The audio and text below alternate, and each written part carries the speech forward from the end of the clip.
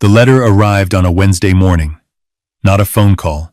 That detail matters, because I remember standing at my mailbox in the November cold, still wearing my reading glasses from breakfast, watching my breath cloud in the air while I sorted through the usual nothing utility bills, grocery circulars, a catalog for tools I'd never buy. Then, at the bottom of the stack, a cream-colored envelope with a return address I didn't recognize. Hargrove and Blythe, attorneys at law, Nashville, Tennessee. I stood there on the sidewalk for a long moment, just holding it. Eleanor lived in Nashville now. Had for the past 11 years. I went inside, set the envelope on my kitchen table, and finished my coffee before I opened it. At 62, I'd learned that bad news doesn't get any worse for waiting. The table wobbled slightly when I set my mug down, one leg shorter than the others. I'd been meaning to fix it for 3 years. I never did. The letter was brief, professionally worded. My name was Victor Callahan. I was being contacted by the law offices of Hargrove and Blythe regarding the estate of Eleanor Hartley Callahan, who had passed away on October 29th, following a brief illness. I was named in her will. My presence was requested at the reading, scheduled for the following Friday, November 14th, in Nashville. It was not optional. The nature of the bequest required my attendance in person. I read it twice, then set it down. Eleanor was dead. My ex-wife, the woman I had once believed was the other half of everything I was, the woman my son hadn't spoken to me about in 12 years without contempt in his voice, the woman who had built a real estate and hospitality empire worth, according to the last Forbes profile I'd read, somewhere north of $250 million, Eleanor was dead. I sat in that kitchen for a long time. The November light moved across the linoleum in slow degrees. I thought about calling my son, Andrew, but I already knew how that conversation would go. Brief, polite in the way that's worse than cold. He'd ask if I needed anything. I'd say no, and we'd hang up after 4 minutes. We'd been having some version of that conversation for 12 years. I thought about Eleanor instead, about who she'd been before everything. We'd met at Georgia Tech. I was finishing a graduate degree in civil engineering. She was an undergrad studying business administration, working 20 hours a week at a hotel front desk to cover her books. She had this quality I noticed immediately, a stillness in difficult moments, a steadiness that looked effortless, but wasn't. I found out later she'd grown up poor, the eldest of 4 kids, and had trained herself not to panic, because someone always had to be the one who didn't panic. We got married when I was 28. She was 26. We had almost nothing, and were genuinely happy about it. Andrew was born 3 years later. I was the one who handled the early years diaper changes, pediatrician appointments, school pickups, because my job as an engineer with the city gave me more flexibility than Eleanor's did. She was building something by then. A small property management company she'd started with $15,000 and a used laptop. I believed in her completely. I never doubted for a single day that she would build something real. She did. By the time Andrew was 12, Hartley Group was managing commercial properties all across the Southeast. By the time he was 16, she was developing them. The money came fast once it started. We moved from our ranch house in Decatur to a newer home in Buckhead. Andrew went to a good private school. I made senior engineer at my firm. Everything was working, until it wasn't.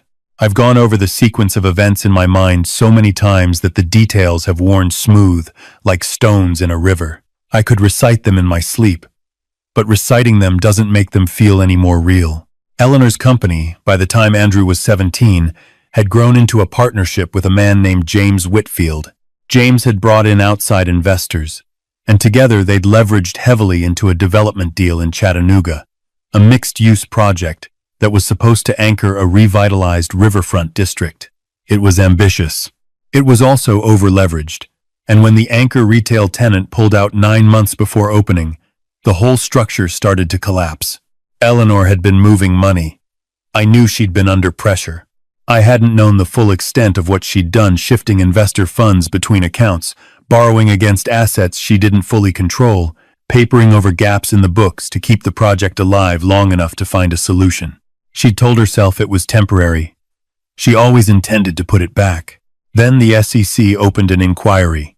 I remember the night she told me. We sat at our kitchen table, a real table then, expensive, solid oak, and she laid it out in that steady voice of hers. What she'd done. What it would mean if investigators looked at the books. It wasn't just her company on the line. It was her investors. It was James Whitfield, who had trusted her with his reputation. It was Andrew's college fund. It was everything. My name was on several of the business accounts. As her husband, as the co-signer on certain asset documents, I had legitimate access. That access could look, to an investigator, like participation. She didn't ask me to do what I did next. I want to be clear about that. She laid out the situation. She cried. I sat there, and I thought about Andrew, 17 years old, getting ready to apply to colleges. So proud of his mother. So certain that our family was built on something solid. I thought about what a federal fraud conviction would do to Eleanor, to everything she'd worked for since she was a 20-year-old girl working a hotel front desk to buy her textbooks. I told her I would handle it. I went to the investigators and told them I had been managing the accounts independently, that the discrepancies were mine, that Eleanor had trusted me and I had misused that trust. My lawyers worked to shape the narrative. I had a clean record. I was cooperative. I had access to the accounts and, on paper, the ability to make the transactions she had made. There were questions. There are always questions. But I answered them steadily, and I didn't waver. I lost my engineering license. I was convicted of securities fraud. I served 26 months in a federal correctional facility in Macon, Georgia. When I got out, I was 53 years old, and the world had rearranged itself around the hole where my life used to be. Eleanor had filed for divorce 14 months into my sentence. She visited me twice during those 26 months. The second time, she sat across from me in the visitation room, with her hands folded on the table, and said she was sorry. She said she was going to take care of Andrew. She said she'd make sure I was all right when I got out. I told her to focus on our son. I told her to build something good with the second chance I'd given her. I never said it like that as a gift, as something owed. I didn't feel that way then. I just wanted her to be okay. I just wanted Andrew to grow up with something intact. Andrew was 19 when I went in. By the time I got out, he was 22 and had already decided who I was. His mother had been careful. She never said anything directly against me. As far as I knew, she didn't need to. The facts, as my son understood them, were clear enough. His father had secretly betrayed his mother's trust, committed financial crimes, gone to prison, and broken up their family. Andrew had filled in the rest himself. I tried, for years after my release, to reach him. Not to tell him the truth. I'd made a decision about that, and I held to it, just to be his father in whatever small way he'd allow. I went to his law school graduation and sat in the back of the auditorium and left before the ceremony ended. I sent cards. I called on birthdays. He always picked up, always spoke to me for exactly as long as courtesy required. And then he was gone again. I rebuilt what I could, found consulting work, behind-the-scenes engineering analysis that didn't require a license. It paid enough for my apartment in Charlotte, a 2-bedroom that I kept spare and clean, a habit from Macon that never left me. I had a drafting table in the spare room where I worked on projects no one would ever build, bridges, community centers, schools in neighborhoods that needed them. I drew because I had to do something with my hands, and because the buildings in my head were still good even if nobody would ever let me put them in the world. That was my life when the letter from Hargrove and Blythe arrived. I drove to Nashville on Thursday evening, got a room at a mid-range hotel off the interstate, and lay awake most of the night staring at the ceiling. I had no idea what Eleanor had left me. I couldn't imagine what there was to say after 12 years of nothing. I thought, distantly, that it was probably a token enough to signal that she remembered, not enough to mean anything. A gesture. I was almost relieved by that thought. Gestures I could handle. The offices of Hargrove and Blythe were on the 21st floor of a glass building downtown. I took the elevator up and watched the city spread out below as I rose and tried to feel something about being back here in Eleanor's city, the city where she'd become the person she always planned to be. The conference room was large, with tall windows and leather chairs around a long table. Several people I didn't recognize were already seated business types. Eleanor's people, I assumed. Partners, advisors, and at the far end of the table, just setting down his phone, was my son. Andrew looked up when I walked in. He was 40 years old and wore it well, handsome in the angular way his mother had been, with her same quality of stillness, the same sense that he was the most composed person in whatever room he occupied. He wore a dark suit and a watch that caught the light. His face, when he saw me, went carefully neutral. "Dad," he said. Not warm, not cold, just acknowledging the fact of me. "Andrew," I said, and took a seat near the other end of the table. We didn't speak again before the attorney entered. Her name was Rebecca Torres, mid-40s, precise, carrying a document folder and a separate sealed case that she set at the head of the table with particular care. She thanked everyone for coming. She explained that Eleanor had left specific instructions about the order of the reading. She asked that everyone hold questions until the end. Andrew leaned back in his chair and crossed his arms loosely. He looked like a man waiting for something he'd already calculated. Rebecca began with the standard language, charitable bequests, gifts to longtime employees, a scholarship endowment at the university Eleanor had attended at night while working her way up. Andrew nodded occasionally, his expression patient.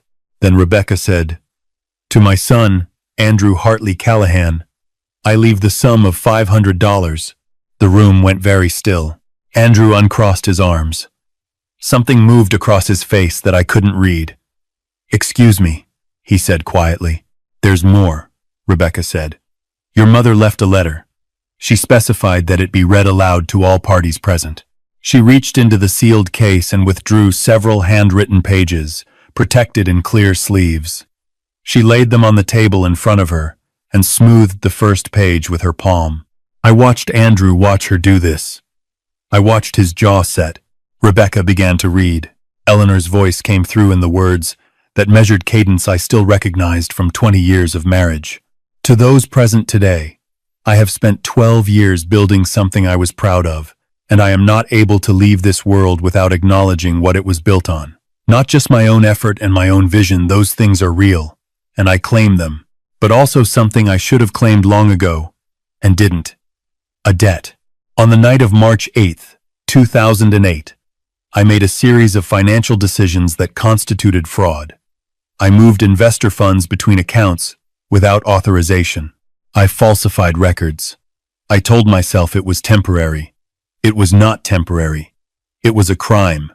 And when investigators began to look, I was terrified. My husband, Victor Callahan, took the blame for what I did. He was not the one who moved the money.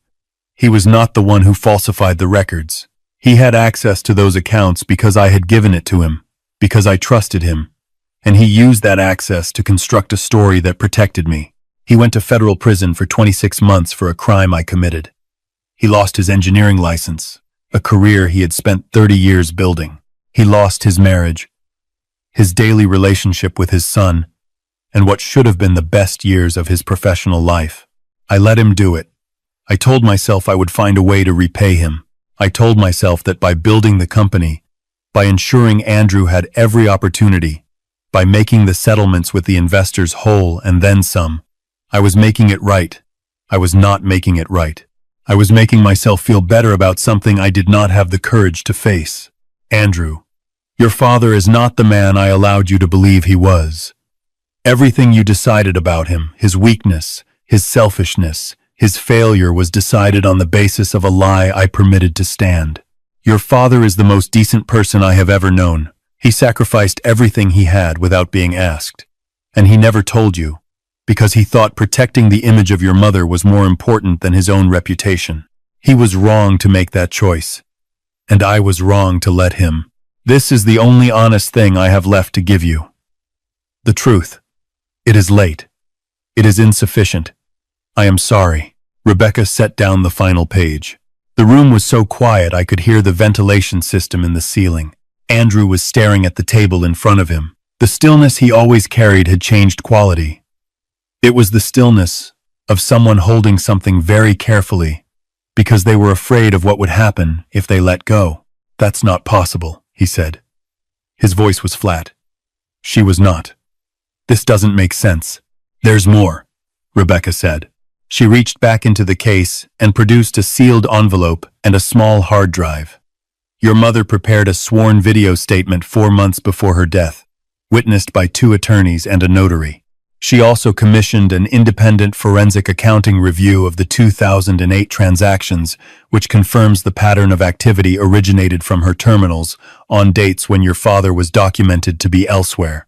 She set the hard drive and a tablet on the table. The video began without ceremony. Eleanor appeared on the screen. She was seated at a desk. I didn't recognize her home office in Nashville, I guessed, from the light. She had aged in the years since I'd last seen her face in any detail. The illness had taken something, but her eyes were clear, and her voice, when she spoke, was steady. Andrew, she said, you're going to want to believe this isn't real. You've organized your whole life around a version of events that made sense, and I'm asking you to tear that down, and I know how much that costs. I'm asking anyway.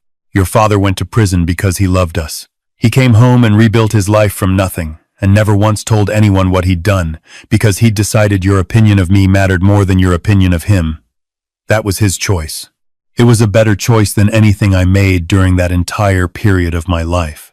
I'm telling you the truth now, because I don't want you to spend the rest of your life treating a good man like a stranger. The video ended. Andrew pushed back from the table. For a moment I thought he was going to walk out, the way a man does when the room has become too small for what he's feeling. But he didn't. He stood there with his hands on the back of his chair, looking at the table, breathing. She's been gone 3 weeks, he said, and she's sitting here telling me. He stopped. Rebecca spoke quietly. Your mother's remaining estate, after the specified bequests and charitable gifts, is approximately $240 million in assets, holdings, and investment accounts.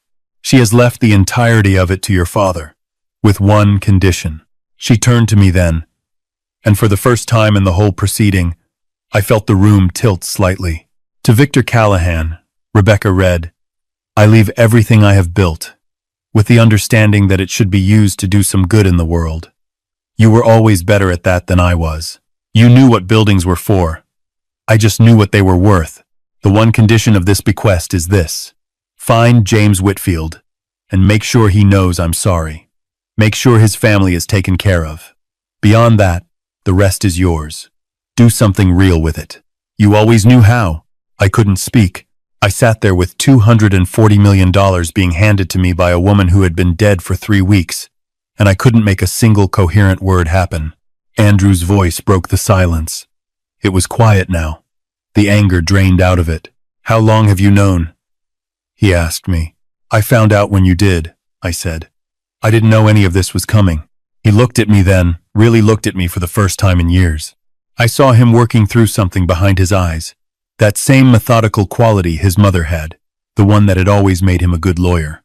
Why didn't you ever tell me? He asked. All those years, all those phone calls, you could have told me. Because she was your mother, I said. Because you needed her to be someone you could be proud of. You were building your life. I wasn't going to take that from you. He sat back down slowly. He put his hands flat on the table and stared at them. When he finally looked up, his eyes were wet. I told people my father was a criminal, he said. I told clients. When the subject came up, I told my friends. I told the woman I was dating last year that I had a complicated relationship with my father because he'd made terrible choices. You didn't know. I should have asked more questions. You were 19, and then you were 22, and you had a story that made sense. People don't go looking for reasons to tear down the stories that make sense. He pressed his fingers briefly over his eyes. When he dropped his hands, he looked like someone who had just put down something very heavy. Rebecca excused herself, and the other people in the room found reasons to leave quickly and quietly, the way people do when they recognize they're standing in the middle of something private. Within a few minutes, it was just Andrew and me, and the December light falling through the conference room windows. We sat there for a long time without speaking. I don't know how to do this, Andrew said finally. I don't know how to be angry at her when she's gone. I don't know how to apologize to you for 12 years when I don't even know where to start. I don't know who I've been working so hard to become. If the thing I was working against wasn't even real. You became a good lawyer, I said. That's real. Whatever you built it. That doesn't go away. I built it trying to be nothing like you. He said it without cruelty. Just fact. Disciplined. Controlled. No mistakes. No weakness. Every decision by the book. He paused. Turns out I was trying not to be someone who never existed. I reached across the table and put my hand over his briefly. He didn't pull away. You're here now, I said. He nodded. He didn't say anything else for a while. We got dinner that night at a place a few blocks from the hotel. Sat across from each other in a booth and talked more in 3 hours than we had in the previous decade. About his work, his cases, the apartment he'd been living in alone in Chicago for the past 4 years. About the woman he'd broken up with because he'd told her he was too guarded to be good at it. About the things he remembered from when he was small, coming to my office on weekends when Eleanor had meetings, sitting at the corner of my drafting table and drawing his own versions of buildings on copy paper. He remembered that. I hadn't known he'd held on to that. I drove home to Charlotte the next morning. The following 3 months were unlike anything I'd experienced. Lawyers and financial advisors and accountants filled my calendar. The estate was complex properties across Tennessee, Georgia, North Carolina, investment portfolios, business interests. The numbers felt fictional. I kept waking up at 4 a.m., certain there had been a mistake. The first thing I did, before any of it was finalized, was find James Whitfield. He was living in Savannah, retired, 63 years old. He'd rebuilt his career after the Chattanooga collapse, rebuilt his reputation slowly, the way you do when you've had to start over. It took a few weeks to track him down through mutual contacts from the old industry days. He picked up on the second ring. I told him who I was. There was a silence. I always thought something was off about what happened, he said carefully. I told him the truth, all of it. What Eleanor had done, what I had done, what Eleanor had admitted before she died. He listened without interrupting, which told me something about the kind of man he was. When I finished, he was quiet for a while. She always felt wrong to me, those last months of the project, he said. Something behind her eyes when we talked about the books. I figured it was the stress. I didn't push. He paused. I lost a lot. My investors lost a lot. The project was supposed to be a legacy thing, a real contribution to that city. I know, I said. I'm sorry. For my part in the cover-up. For the years you spent not knowing the truth. You went to prison for her choices, he said. I made my own choices, I said. I just made them for the wrong reasons. We agreed to meet in person. I flew to Savannah on a Thursday, and we sat on the porch of the house he'd bought after retirement and talked for 6 hours. By the end of it, we'd mapped out something together, a foundation, funded by Eleanor's estate, focused on affordable workforce housing in the Southeast. James would join the board. His name would go on it alongside hers. It was what she'd been good at, the economics of shelter, the business of home, and it was the kind of work that would outlast both of us.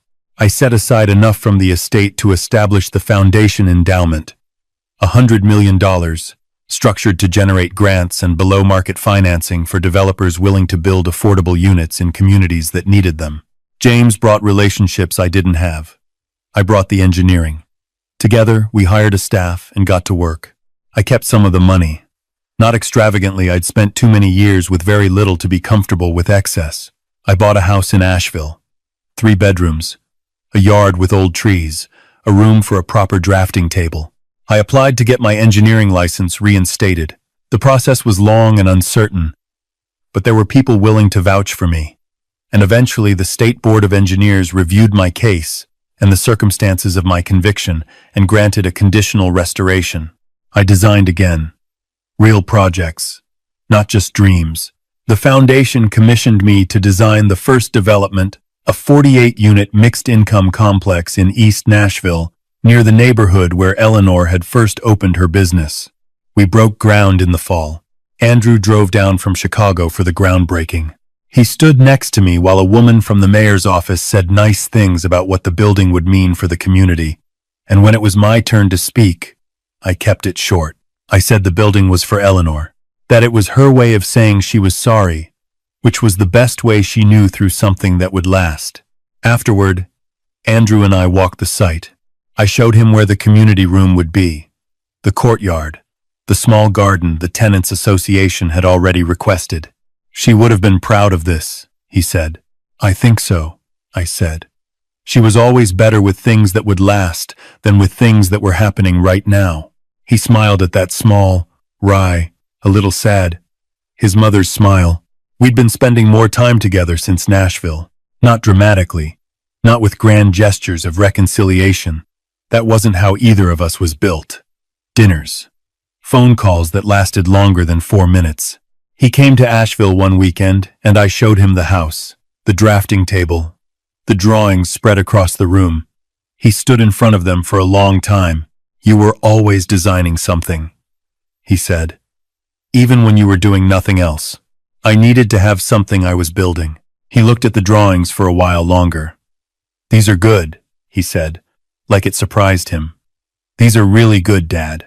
It was the first time in longer than I could easily count that he'd called me that without something else attached to it. He got involved with the foundation shortly after, brought his legal expertise, helped structure the grant program, raised money from his own network with the same intensity he brought to everything. He was Eleanor's son, no question about it, but in his willingness to admit he'd been wrong, in the patience he'd started to show with uncertainty, I could see something else. Something that had maybe always been there, waiting for the story he'd built around himself to stop being the only story available. A year after Eleanor's death, the foundation held its first annual event.